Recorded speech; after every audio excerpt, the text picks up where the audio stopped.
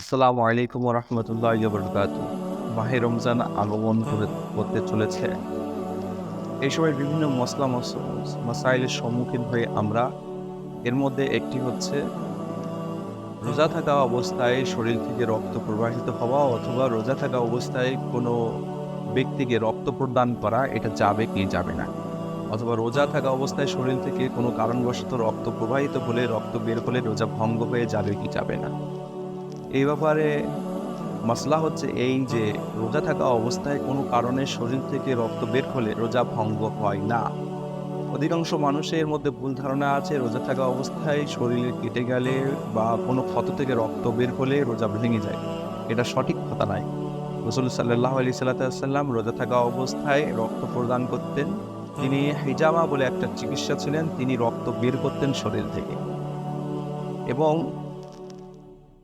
মাসলা হচ্ছে এটা যে কোনো ব্যক্তি রোজা থাকা অবস্থায় অন্য ব্যক্তিকে যদি রক্ত দেয় এবং শরীর যদি দুর্বল অবস্থায় হয়, দুর্বলতা অনুভব করে, তাহলে তার জন্য রক্ত দেওয়া এটা মাকরুহ, অপছন্দনীয় বিষয়। আর তিনি যদি শরীর তার চাঙ্গা থাকে, তার দুর্বলতা না আসে, তাহলে নির্দ্বিধায় তিনি অপরের জীবনকে বাঁচানোর জন্য রক্ত দান করতে পারে। এ ব্যাপারে সহিহ বুখারী শরীফে রোজা অধ্যায়ে হাদিস নম্বর 1940 বর্ণিত হয়েছে। বিখ্যাত তাবি হযরত সাবিত বুনানী রাহমাতুল্লাহ আলাইহি বলেন, ইয়াসআলু আন মালিক আনাস ইবনে মালিক রাদিয়াল্লাহু তাআলা আনহু।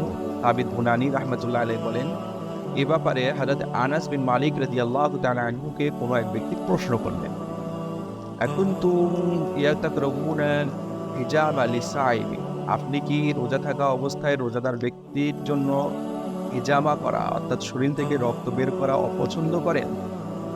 ক্বালা আনাস বিন মালিক রাদিয়াল্লাহু তাআলা আনহু লা। হযরত আনাস বিন মালিক রাদিয়াল্লাহু তাআলা আনহু উত্তরে বললেন, না, এমনটা আমরা অপছন্দ করি না।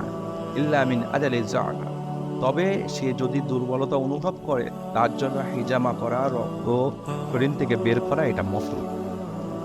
সুতরাং যে ব্যক্তির শারীরিক দুর্বলতা নেই, সে নির্দ্বিধায় রোজা থাকা অবস্থায় রক্ত দান করতে পারবেন এবং কোনো কারণে শরীরের ক্ষত থেকে অথবা শরীরে আঘাত পেয়ে রক্ত বের হলে রোজা ভঙ্গ হবে না। আশা করি বুঝেছেন।